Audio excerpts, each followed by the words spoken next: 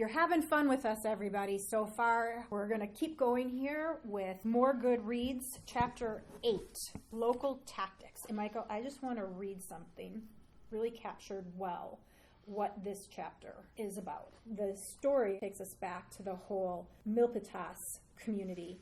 And essentially, it says the extraordinary creativity that government officials at all levels displayed when they were motivated to prevent the movement of African Americans into white neighborhoods, in that it wasn't just the large-scale federal programs of public housing and mortgage finance that created de jure segregation. Hundreds, if not thousands, of smaller acts of government also contributed. They included petty actions like denial of access to public utilities, determining once African Americans wanted to build that their property was, after all, needed for parkland, or discovering that a road leading to an African American home was, oh, shoot, that's actually private. They included routing interstate highways to create special boundaries and shifting residential placement of African American families. So we're going to get in all of that. But what this is a coordinated and comprehensive strategy of government systems. It's like a death by 1,000 cuts. Let's talk a little bit about Milpitas, Santa Clara County situation, where now the Ford Union that's there is trying to find somebody to do housing. And they find this local Quaker builder that we talked about before, who is going to try and do integrated subdivisions. And the book just has this really great example of the 1 million hurdles that are thrown up that have to be overcome. He couldn't get financing there, so he ended up going all the way to New York, finding another Quaker in New York who would agree to do financing for the development. The local board then rezones from residential to industrial, because that makes a lot of sense, right? That's a common occurrence you see happening. That was their first shot at shooting it down. Increase the minimum lot size. Finally, the builder gives up. After he attempted to develop a fourth site on which he had an option, the seller of the land canceled the option upon learning that the project was going to be integrated. At that point, the builder gave up. Yeah. So he just hurdle after hurdle, like you said, one thing after another was going through there. Now, the interesting thing here is that you had the Quaker group that was committed to racial integration. Yep. To me, I was, like I said before, I was surprised that the Quakers were on the other side of the fence the first time around. One of the vice presidents of Metropolitan Life in New York was a Quaker. Yep. So you contact them. They said, Yep. well, we'll provide the financing. Suddenly it's like, oh, what's going on here? We got too many good things going on that happen. We have to put up some hurdles to keep these people out. The union also said, no, we want to have integrated housing for our workers at the Ford plant, the Ford Union. Yep. They were hard to fight against. Unions have a lot of authority and a lot of power. They were strong. They were a formidable opponent. So this impressed me. This is the stark situation. The union now, their builder quits. It comes back to them, and they have to make a choice. What it looks like at the time is either they have segregated housing or no housing at all for their employees. And that union stood up and said, no, we will not cave in to that ultimatum.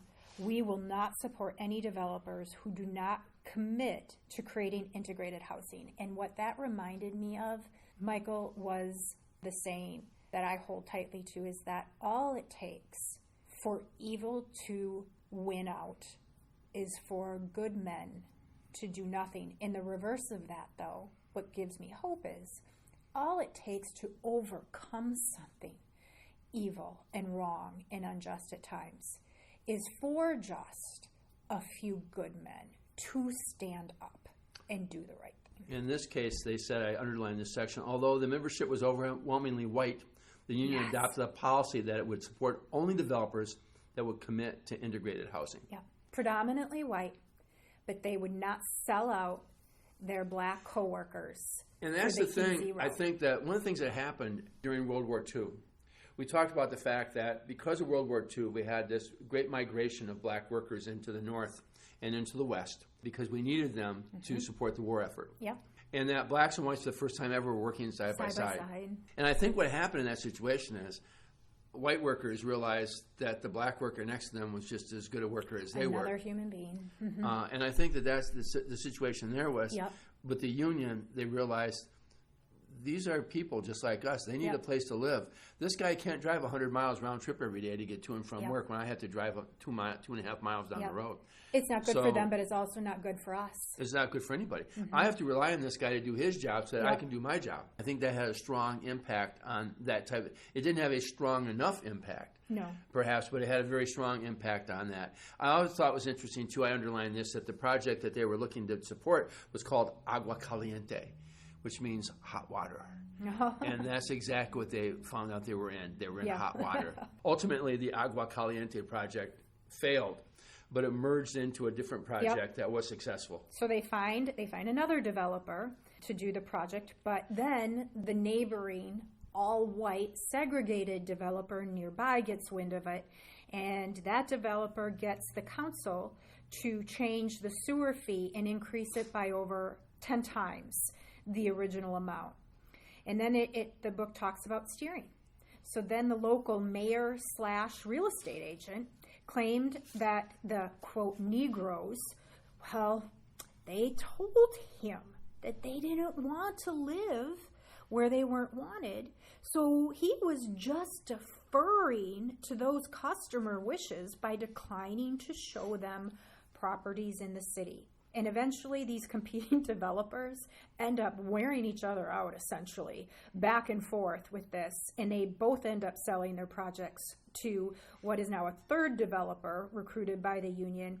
They create a combined project so that you think finally, right, they've finally crossed the finish line and can get this done. But nope. The banks still refuse to issue individual mortgages to those black families without exorbitant interest rates. By the time it's all said and done, the legal costs have made all of the housing too expensive, except for the most highly paid Ford workers. And then when the union finally asked for some rentals in the community, the banks and the savings and loans in the real estate industry called it, quote, dangerous to our American way of life, and the county refused to create even rental units for African American Ford workers and lower income workers. And to this day, few black families exist in Milpitas. We've been fighting this battle for a long time. And it's not going to end anytime soon. Even today, the NIMBYs, the Not My Backyard people, they often win just by delay. They either drive up the costs because of the delays and the extra crap they ask for so that it becomes unaffordable for most people. And the developer either gives in to all of that or they give up. They have to change the housing if they were planning on providing, if they are even able to move forward. Here's the most important part we keep, whether it's a crowd of NIMBYs showing up, acting as bullies in the middle of a public hearing, or it's all these, many times questions of referendum. Decisions by government were never meant to be purely majority rule. The Bill of Rights and the Civil Rights Amendments were designed to restrict popular majorities for just these reasons. And this takes us back. We had talked in an earlier podcast about the law we just passed this session that is essentially going to get rid of protest petitions in our local governments, where if you had just, I can't remember if it was 20 or 30% of adjacent property owners to a rezone signed a petition against the rezone, it triggered a supermajority vote of the council. So even if you have a small minority on the council who are against the project, that's all it takes to kill it. So whether it was back then, in 1969, St. Louis adopting an ordinance prohibiting all future development of more than 3 homes an acre to specifically stop racial integration for moderate and low-income families, to the same thing happening today. That kind of stuff was happening over and over. In fact, interesting enough, by 1969, now churches were sponsoring integrated activities. So they had kind of flipped around a little bit. In that case, in 1969, the Methodist Church was proposed to construct federally subsidized racially integrated areas, and that's where they put that, well, we're going to change the policy. You can only have 3 lots per acre. And then by the time they fought through all this, and they won, And their win was completely overshadowed by the fact that in the meantime, interest rates went to 18%, 15%, 16%, and nobody could afford it anyway at that point anyway. Mid-70s when interest rates were out of control. It's interesting to think that today we think interest rates are out of control at 7.5%. Yeah. But at that time, they were double and even more than double. As the courts are continuing to issue rulings that are cracking down on government-sanctioned segregation policies, there's still more tools, though, Michael, in the toolbox if you really want to work against integrated housing. The book talks about one of them, the relationship between slum clearance and federal highways. So the question is, what happens when people become too clever to openly relay their motivation to oppose housing discrimination and when segregation tactics are racially motivated? And it's slum clearance. In the 1950s, slum and blight had become a euphemism for African American neighborhoods.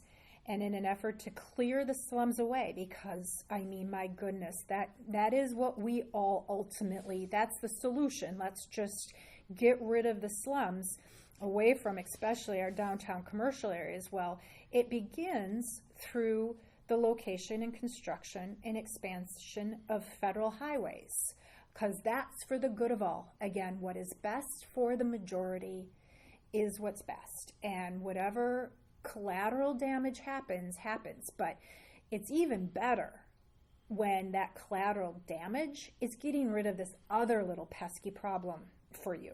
Well, in the highway system, the interstate highway system was developed in the Eisenhower administration. Yes. It was President Eisenhower's pet project, and that was all started in the 50s. And you're right, they would locate the highways, put the highways through areas, and talked about how this was just extra benefit, that not only were we putting the highway through, we're going to put it through a place where it automatically is going to get rid of the slum area or the ghetto area. They're in designed, many cases, specifically for that purpose. Or they're designed to separate, yes, even more so, the white from the black neighborhoods. So you put the highway through to separate them. Because as you may have noticed, it's a challenge to get across the interstate highway, yeah, without going to the overpasses and underpasses and whatnot. So this would be even a stronger separation between the blacks and the whites. But if they could run it right through it and get rid of it. Bonus. That's the bonus. That's the bonus. So you have African American citizens who, through a systemic government-sponsored system, are not allowed to live in the suburban areas with other white citizens. They're just, frankly, not allowed to. We are concentrating them into highly dense, undesirable areas that are now economically depressed and blighted. And now, so you can't be over here, but now we don't want you here either. We, in essence, what the slum clearance and the highways being designed to run right through the black neighborhoods, what essentially, at the end, I mean, you can't come to any other conclusion. It's that we don't want you anywhere. We don't want you in the white neighborhoods, and we don't want you in our small, densely black neighborhoods. There's nowhere for you to go.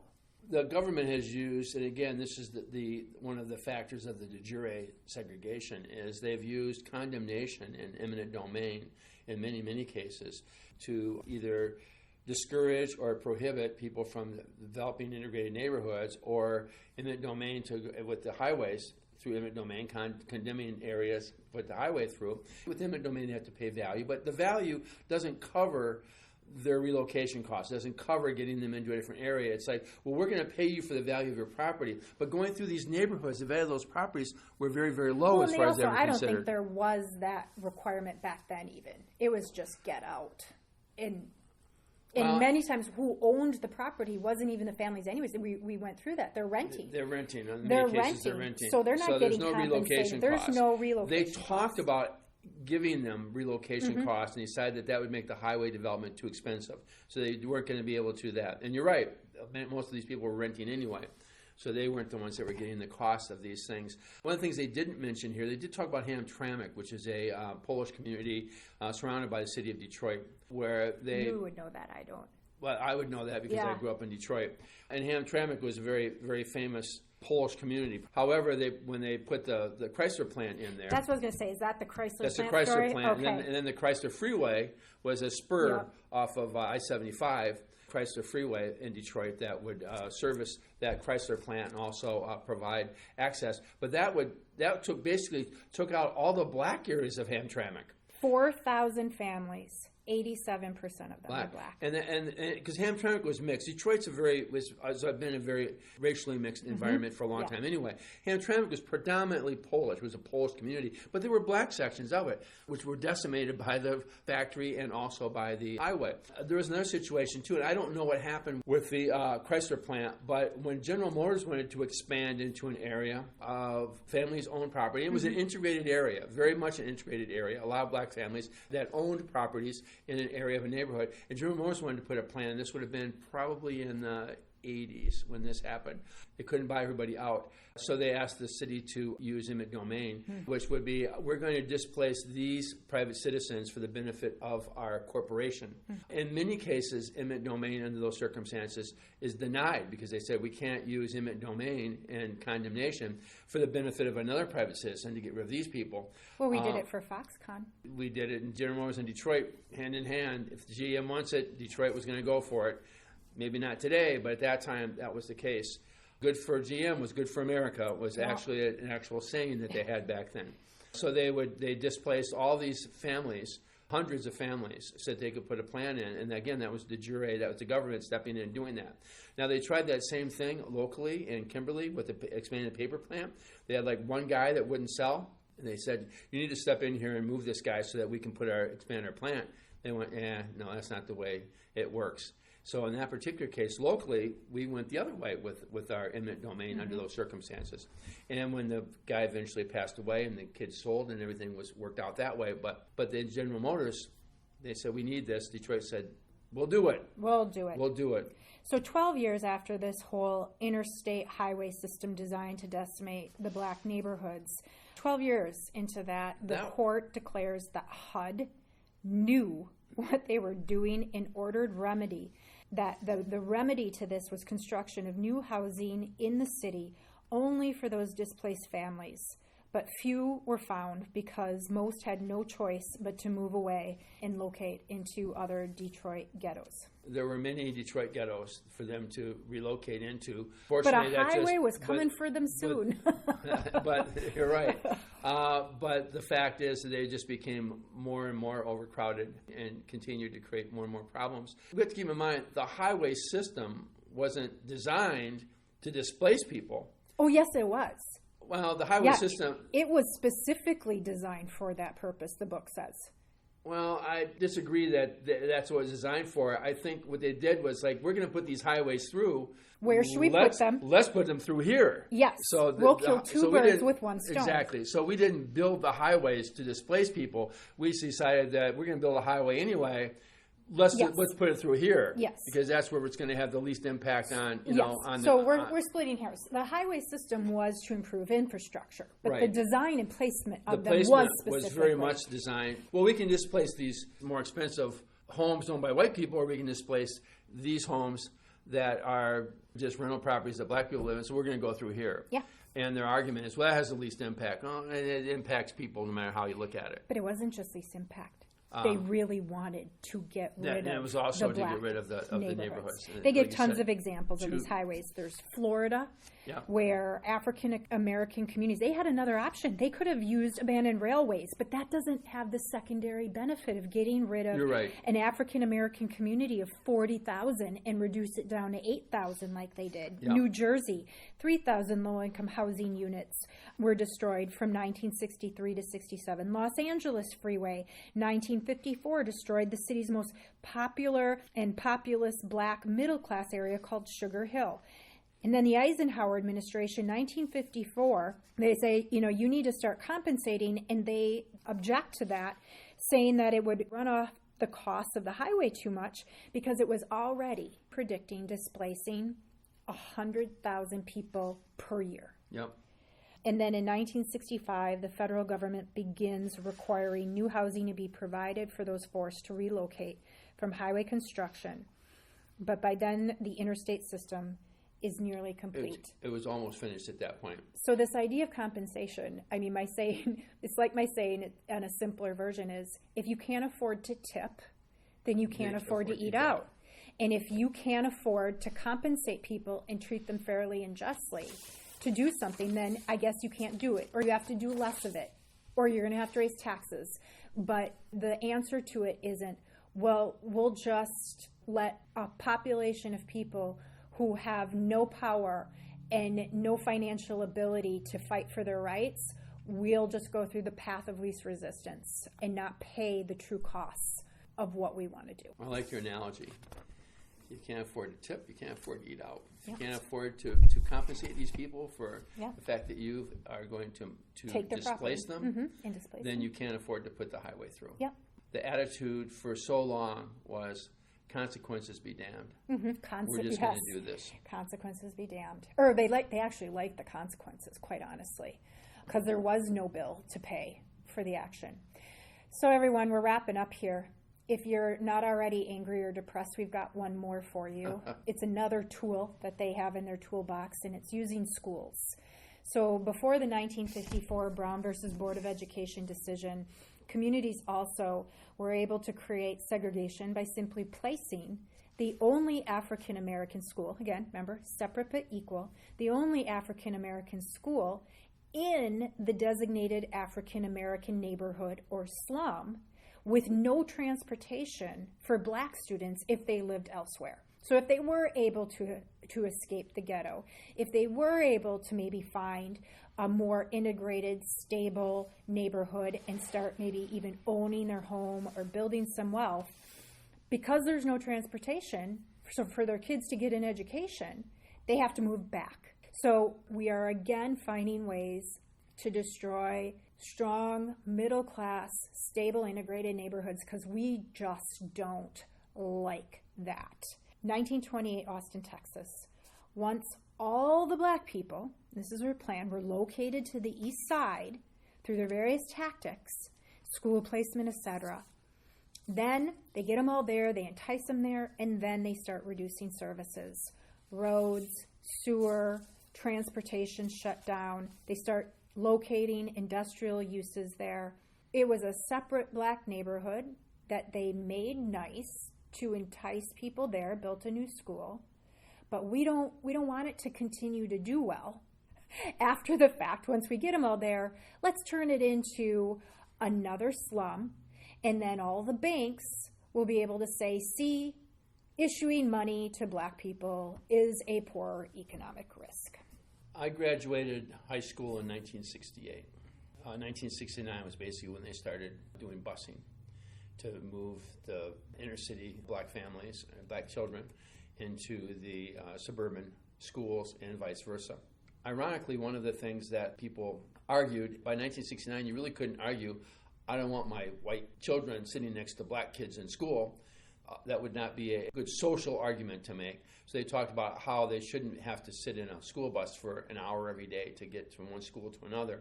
Even though they created that system Even though to they begin created with. the system to begin with. And the irony is like it was certainly okay for a worker in California to drive 100 miles round trip every day to go to work. But for God's sake, don't bus my white child to get them into a black school, or the black kids to get back out into the white schools.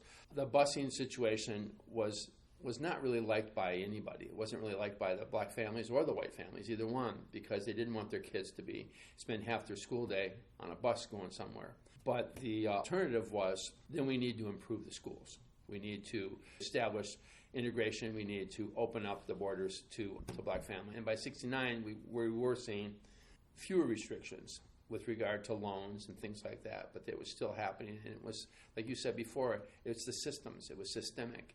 The situations were difficult to do a hard U-turn and say, oh, we're not going to do that anymore, we're going to do this. But there's too many other things that were already in place that were interfering with the ability to just make a sharp turn and be able to say, oh, we're going to do it this way from now on.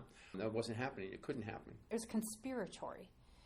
Everything working together in conjunction, big and small, actions against it. And the book gives the example of the school situation in Minneapolis, Raleigh, Houston, Atlanta. It was all over the country, locating these schools specifically to desegregate integrated neighborhoods.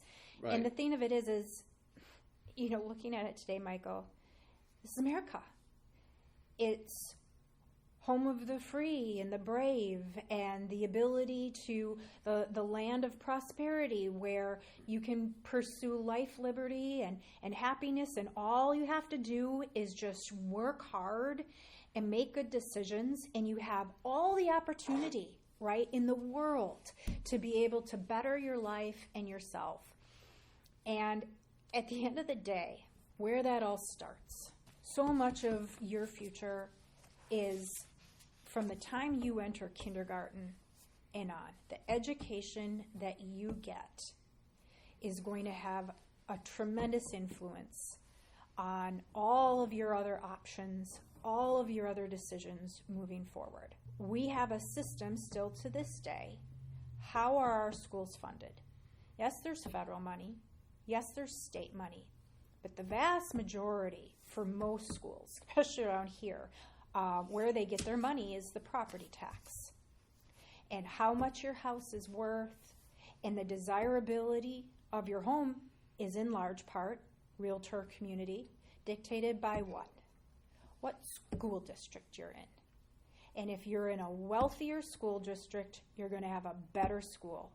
Your amenities in that school are going to be nicer. The teachers are going to be paid better. You're going to have more access and opportunities. So we have neighborhoods that are poor and depressed, and they have oftentimes poor and depressed schools. A child who's not even made any decisions in their life, how hard they work isn't even an issue yet. They're just trying to get an education. And now we still have this system where there is enormous disparity in our school system for children across this country, based on where they live and how much money that particular area or neighborhood has on what kind of education they're going to get. So how do we say it's all an even playing field?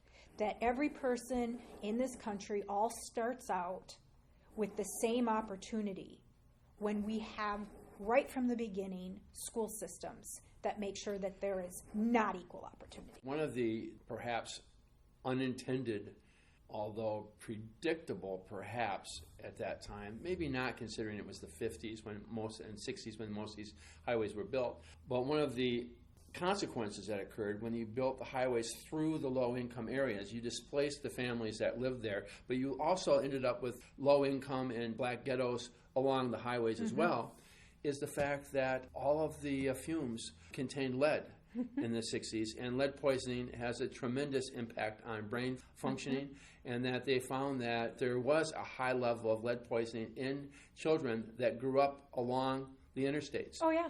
And not only allowing them to have good schools through the funding process, but you're having but you're poisoning them on top of it. You're affecting their brain, poisoning their brain on top of it, and causing their parents getting cancer, and from all of this, and impact. Locating the all of the manufacturing and the industrial who are dumping tons of waste into their land and their water system. Impact. And we've covered 8 chapters now.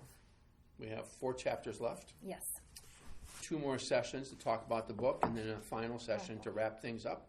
We will try to continue to keep the session shorter so that you will not be overburdened by listening to us. Yeah. But certainly if you're reading the book, and we hope that you are, perhaps our conversation would go along with it quite well. Yes.